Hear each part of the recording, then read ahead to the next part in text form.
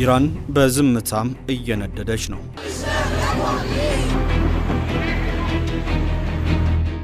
ለዓመታት ታይቶ የማይታወቅ ተቃውሞና አመጽ ኢራንን እያመሳት ይገኛል። በኢራን ያለው ተቃውሞ እንዲሁ በአንድ ቀን የፈነዳ ሳይሆን ለዓመታት ታፍኖ ሲበስል የቆየናም ኢራናውያንም ኑሯቸውን ወደ አደባባይ ያወጡበት ነው። በኢራኑ ተቃውሞ ላይ ተማሪዎች፣ ሰራተኞች፣ ነጋዴዎች፣ እናቶችና ጡረተኞች ሳይቀሩ እየተሳተፉ ሲሆን ከተስፋ ይልቅ ንዴትና ቁጭት በኢራን ተቃውሞ ውስጥ ይታያል። የተቃውሞው ዋነኛ መነሻም የሀገሪቱ ኢኮኖሚ መድቀቅ ሲሆን ለዓመታት በማዕቀብ ውስጥ የቆየው የኢራን ኢኮኖሚ ከሚታሰበው በላይ ተዳክሟል። የግለሰቦች ገቢ ለውጥን ሳያሳይ ዓመታትን ሲሻገር የኑሮ ውድነት በተቃራኒው ጣሪያ ነክቷል። ወጣቶች ጠንክረው ቢማሩም ከተመረቁ በኋላም ስራ የማግኘት እድላቸው አነስተኛ ሲሆን ነጋዴዎችም በሚጫንባቸው ግብር መከፋታቸውን በተደጋጋሚ ሲገልጹ ነበር። ከኢኮኖሚው ጎን ለጎን ግን ዜጎች የሚናገሩትን የሚለብሱትንና የሚሰሩትን በጠቅላላ የኢራን መንግስት ካልተቆጣጠርኩ ማለቱም በዜጎች ዘንድ ቅራኔን ሲፈጥር ከርሟል። አሁን ላይ የኢራን ተቃዋሚዎች በአንድ ጊዜ የሚመጣን ለውጥ ሳይሆን በጊዜ ሂደት የሚሻሻልን ለውጥ እየተመኙም ይገኛሉ። የተወደዳችሁና የተከበራችሁ የሰሞነኛ ቤተሰቦች እንደምን አላችሁ? በዛሬው ጥንቅራችን የኢራንን የተቃውሞ ሰልፎች መነሻ አድርገን ሀገሪቱ ያለችበትን አሁናዊ ሁኔታ እንመለከታለን። እስከ ፍጻሜው አብራችሁን ቆዩ።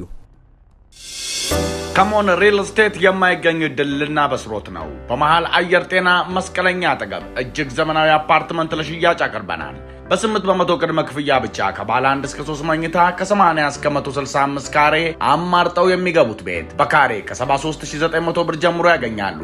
100 በመቶ ለሚከፍሉ በካሬ 51730 ብር ቤቶን በፈጣኑ በእጆ ማድረግ ይችላሉ። ከፈለጉ ቤቱን እየኖሩበት አረፍ ብለው በ10 ዓመት የሚከፍሉት ከወለድ ነፃ 50 በመቶ ባንክ ብድርን ማመቻችተናል። እኛ ጋር ሁሉም ሙሉ ነው። መዋኛ ገንዳ፣ የልጆች መጫወቻ፣ ትምህርት ቤት፣ የሕክምና ተቋም፣ ዘመናዊ ፓርኪንግ ከተዋበ አረንጓዴ አካባቢ ጋር እንዲሁም የከርሰ ምድር ውሃና ጀነሬተር ያሟላ ነው። ሌላም አጓጊ አማራጭ አለን። እርስዎ ቅድመ ክፍያውን ከፍ ሲያደርጉ እኛም ከ5 እስከ 30 በመቶ ልዩ ቅናሽ እናደርግሎታለን። ከ20 እስከ 80 ካሬ ስፋት ያላቸው የንግድ ሱቆችም አሉን።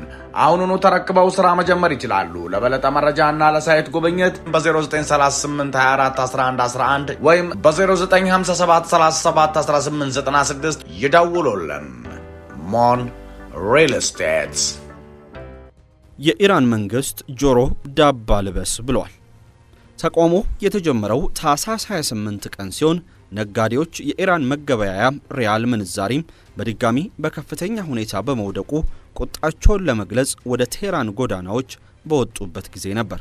ባለፈው ዓመት ሪያል ዝቅተኛ ደረጃ ላይ የደረሰ ሲሆን የኢራን የኒኩለር ፕሮግራም ማዕቀቦች በመንግስት አስተዳደርናም በሙስና የተዳከመውን ኢኮኖሚውን ተከትሎ የዋጋ ግሽበት ወደ 40 በመቶ አድጓል።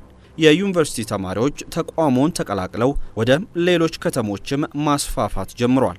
ኢራን ከእስራኤል ጋር የ12 ቀናት ጦርነትን ካደረገችናም በርካታ ጄኔራሎቿን በጥቂት ቀናት ካጣች ወዲህ የሀገሪቱን ዜጎች በጥርጣሬ መመልከት ጀምራለች። በርካቶች ለእስራኤል ትሰልላላችሁ ተብለው የተገደሉ ሲሆን የተወሰኑት ደግሞ በእስር ላይ ይገኛሉ። የኢራን ሕዝብም ታዲያም እየታሰረም እየተገረፈናም እንደ ሌላ ሀገር ዜጋ በጥርጣሬ እየታየ መኖሩን የፈለገው አይመስልም። የኢራን መንግስት ግን ጉዳዩን እንደ ተቃዋሚዎቹ አይመለከተውም። ተቃውሞውን የሚያሳዩ ሰዎች ለኢራን መንግስት የጠላት ሀገራት ተላላኪዎች እንጂ የሀገሪቱ ዜጎች አይደሉም። በሀገሪቱ ያለው እስላማዊ ህግጋትና የአስተዳደር ዘይቤም ፈጽሞ ለድርድር መቅረብ የማይችልና መለወጡም የማይታሰብ ነው። የኢራን የበላይ መሪ አያቶላ አሊ ካሜኒ የጸረ መንግስት ተቃዋሚዎችን የአሜሪካን ፕሬዝዳንት ለማስደሰት እየጣሩ ያሉ ችግር ፈጣሪዎች ናቸው ሲሉም ይጠሯቸዋል። ኢራን ለመንግስታቱ ድርጅት የጸጥታው ምክር ቤት አሜሪካ አመጽን በመገፋፋትናም ሰፊ ሆነ ውድመት እንዲደርስ ተቃዋሚዎችን በመጠቀም የወቀሳ ደብዳቤን አስገብታለች።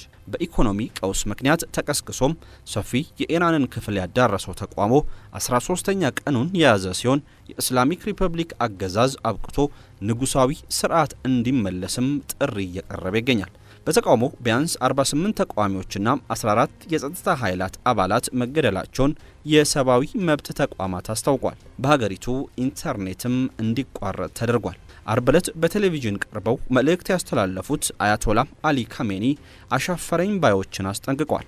እስላሚክ ሪፐብሊክ ወደ ስልጣን የመጣው በበርካታ መቶ ሺዎች ደም መሆኑን ሁሉም እንዲያውቀው አድርጉ፣ እናም ሪፐብሊኩ ይህን በሚከዱ ሰዎች ፊት አይወድቅም ሲሉ የ86 ዓመቱ መሪ ተናግሯል። ለተሰባሰቡ ደጋፊዎቻቸው በኋላ ላይ ባደረጉት ንግግርና በብሔራዊ ቴሌቪዥን ጣቢያው በተላለፈ ንግግራቸው ደግሞ ኢራን ለአጥፊ አካላት መልስ ለመስጠት አትታቀብም ብለዋል።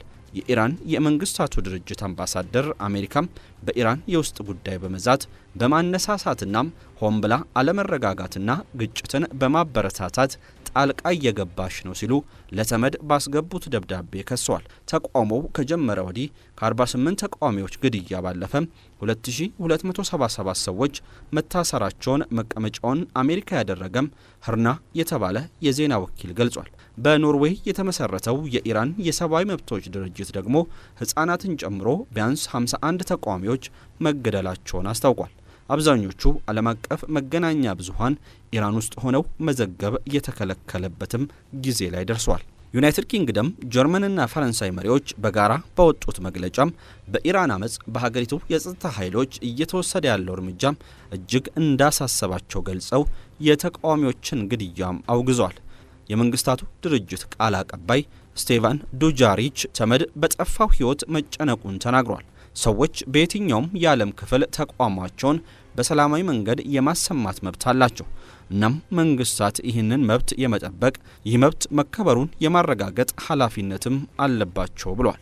ይህ በእንዲህ እንዳለ የኢራን የጸጥታናም የፍትህ ባለስልጣናት ተደጋጋሚናም የተቀናጀ ማስጠንቀቂያዎችን ያወጡ ሲሆን የኢራን ዋነኛም የጸጥታ ኃይል ከፍተኛ ብሔራዊ የጸጥታ ምክር ቤቱ ተንኮለኞች ያለ ምህረት ይቀጣሉ ብለዋል። የሀገር ውስጥ የጸጥታ አስከባሪዎች በትጥቅ አመጽናም ሰላምና ደህንነትን በመረበሽ በተቃዋሚዎች ላይ ወሳኝናም አስፈላጊ የህግ እርምጃ ይወሰድባቸዋልም ሲሉ ተደምጠዋል። ኢራን ለቀጣይ እርምጃም እየተዘጋጀች ነው። አሜሪካም ጣልቃ ልትገባ ነው። ሁለተኛ ሳምንቱን በተሻገረው ህዝባዊ ተቃውሞ እየተናጠች ያለችው ኢራን በአሜሪካ ጥቃት የሚሰነዘርባት ከሆነም የአጸፋ እርምጃ እንደምትወስድ አስጠንቅቃለች። ተቃውሞውን ለማስቆም እየሞከረ ያለው የሀገሪቱ መንግስት በወሰደው እርምጃም በመቶዎች የሚቆጠሩ ተቃዋሚዎች መገደላቸውን የተለያዩ ምንጮች እየዘገቡት ነው። አንድ ምንጭ እዚህ ያለው ሁኔታ በጣም መጥፎ ነው ሲል እሁድ ዕለት ለቢቢሲ ተናግሯል። በርካታ ጓደኞቻችን ተገለዋል። ጥይት እየተኮሱ ነበር። ልክ እንደ ጦር ግንባር ነው። መንገዶቹ በደም ተሞልተዋል። አስክሬኖቹን በጭነት መኪናዎች እየወሰዱ ነው ሲል በሀገሪቱ ያለውን ሁኔታ ገልጿል። በቴህራን አቅራቢያ ከሚገኝ የአስክሬን ምርመራ ክፍል የተገኘ ቪዲዮ ላይ 180 የሚሆኑ የአስክሬን ከረጢቶች ተቆጥረዋል። መቀመጫውን በአሜሪካ ያደረገው የሰብአዊ መብት ተሟጋች የዜና ወኪል ሃርና በመላ ሀገሪቱ 495 ተቃዋሚዎችና 48 የጸጥታ ኃይሎችን ህይወት ማለፉን እንዳረጋገጠ አስታውቋል። ባለፉት 2 ሳምንታት ውስጥም 10600 ሰዎች መታሰራቸውን የዜና ወኪሉ ገልጿል። የተቃዋሚዎቹ ግድያ የሚፈጸም ከሆነም አሜሪካ ጣልቃ እንደምትገባ ያስጠነቀቁት ፕሬዝዳንት ትራምፕ የኢራን መሪዎች እንደደወሉላቸውና መደራደር እንደሚፈልጉ እንዳሳወቋቸው እሁድ ዕለት ተናግሯል። ነገር ግን አሜሪካ ከስብሰባው በፊት እርምጃ መውሰድ ሊኖርባት ይችላል ብለዋል። ትራምፕ አስተዳደራቸው ምን አይነት አማራጮችን ለመውሰድ እያሰበ እንደሆነም አብራርተው ባይናገሩም በጣም ጠንካራ የሆኑ አማራጮችን እየተመለከትን ነው ሲሉ ጠቁሟል። አንድ ባለስልጣን ትራምፕ በኢራን ላይ ወታደራዊ ጥቃቶች ለመፈጸም የሚያስችሉ አማራጮችን በተመለከተ ገለጻ እንደተደረገላቸው ለሲቢኤስ ተናግረው ነበር። ላለፉት 2 ሳምንታት በኢራን ላይ ወታደራዊ እርምጃ ለመውሰድ ሲዝቱ የነበሩት ፕሬዝዳንት ትራምፕ በቴህራን ላይ ወታደራዊ እርምጃ ለመውሰድ ስላሉ አማራጮች ማብራሪያ ቀርቦላቸዋል። ነገር ግን የኢራን ባለስልጣናት ከአሜሪካ ጋር ለመነጋገር እንደሚፈልጉና ቀጠሮ መያዙን ትራምፕ አሳውቋል። ከወታደራዊ ጥቃቱ በተጨማሪ ጸረ መንግስት ቡድኖችን በመደገፍ የሀገሪቱ ሰራዊት ላይ የበየነ መረብ ጥቃት መፈጸም ወይም ሌሎች ማዕቀቦችን መጣል የሚሉትን አሜሪካ እያሰበች መሆኑን ባለስልጣናት ተናግሯል። አሜሪካ ልትወስድ ከምትችላቸው ሌሎች አማራጮች መካከል ጸረ መንግስት የሆኑ የኦንላይን ምንጮችን ማጠናከርና በኢራን ወታደራዊ ኃይል ላይ የሳይበር መሳሪያዎችን መጠቀም ሊካተቱ እንደሚችሉ ባለስልጣናት ለዎል ስትሪት ጆርናል ጋዜጣ ተናግሯል። ኢራን ላይ ተጨማሪ ማዕቀቦችን መጣልም ከአማራጮች አንዱ ሊሆን እንደሚችል ተነግሯል። የኢራን ፓርላማ አፈ ጉባኤ በበኩላቸው አሜሪካ ጥቃት የምትፈጽም ከሆነም በቀጠናው የሚገኙ የእስራኤልና የአሜሪካ ወታደራዊ እንዲሁም የጭነት መርከብ ማዕከላት ህጋዊ የጥቃት ኢላማዎች እንደሚሆኑ አስጠንቅቋል። በሀገሪቱ በታየው ከፍተኛ የዋጋ ግሽበት ምክንያት የተጀመረው ተቃውሞ በአንጻሩ የኢራን የበላይ መሪ አያቶላ ከሜኒ የሚመሩት የሃይማኖታዊ አገዛዝ እንዲያበቃም ወደ መጠየቅ እየተሸጋገረ ነው። አሜሪካ በተደጋጋሚ ለኢራናውያን ደርሼላቸዋለሁ እያለች መግለጫን ብታወጣም የአሜሪካ መግለጫ ግን በኢራን ዜጎች ዘንድ የሚወደድ አይደለም። አሜሪካ መግለጫን በወጣች ቁጥር አሜሪካ ከተቃውሞ ጀርባ አለች በሚል የኢራን መንግስት ተቃዋሚዎቹን ለማፈን ጥሩ ሰበብን ያገኛል። ከተደጋጋሚ የአሜሪካና እስራኤል ወታደራዊ ጥቃት እንዲሁም ከኢኮኖሚያዊ ማዕቀብ ተርፋም አሁን ያለችበት ደረጃ ላይ የምትገኘው ኢራን ትልቁ ስጋቷም ከሌሎች ሀገራት የሚቃጣ ጥቃት ሳይሆን ሀገሪቱ ዜጎች ዘንድ እየተቀጣጠለ የሚገኘው ተቃውሞ ነው። በሌላ በኩል የኢራን መንግስት በሀገሪቱ እየተካሄደ ካለው ተቃውሞ ጋር ተያይዞ ከጠላት ጋር ሲፋለሙ የተገደሉ ያላቸውን ሰማዕታትን ለማሰብ 3 የሀዘን ቀናትን አውጇል። በሀዘን ቀናቱ የኢራን መንግስት እየተካሄደ ካለው ተቃውሞ ጀርባ አሉ ካላቸው አሜሪካና እስራኤል ጋር በሚደረገው ብሔራዊ ፍልሚያም የተሰዉ ሰዎች የሚታሰቡባቸው ናቸው ተብሏል። ከሞን ሪል ስቴት የማይገኝ እድልና በስሮት ነው። በመሃል አየር ጤና መስቀለኛ አጠገብ እጅግ ዘመናዊ አፓርትመንት ለሽያጭ አቅርበናል። በ8% ቅድመ ክፍያ ብቻ ከባለ 1 እስከ 3 መኝታ ከ80 እስከ 165 ካሬ አማርጠው የሚገቡት ቤት በካሬ ከ73900 ብር ጀምሮ ያገኛሉ።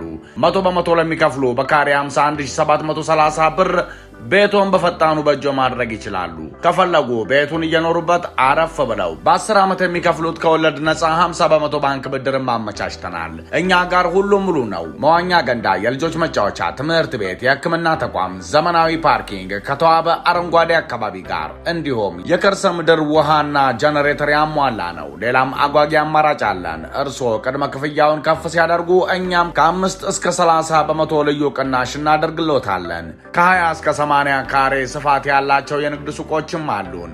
አሁኑኑ ተረክበው ስራ መጀመር ይችላሉ። ለበለጠ መረጃና ለሳይት ጉብኝት በ0938 24 11 11 ወይም በ0957 37 18 96 ይደውሉልን። ሞን ሪል ስቴት